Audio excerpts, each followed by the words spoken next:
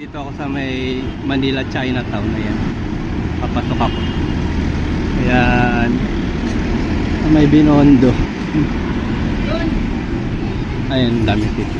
Ano na yung motor? Manila Chinatown, the oldest Chinatown in the world.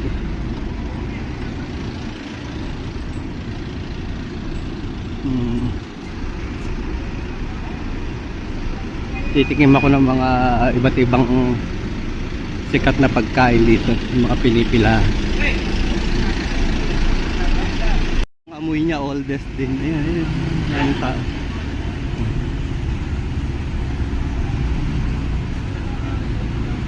Ayan,